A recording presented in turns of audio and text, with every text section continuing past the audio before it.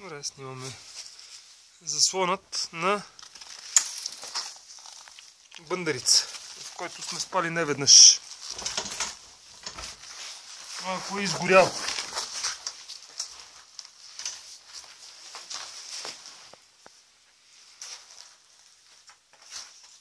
Точно преди по-малко от година спахме тук зимата. И това не беше така.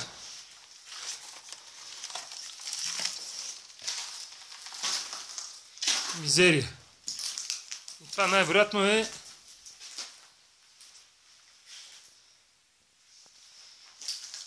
нече човешко дело. Всичко е изгоряло.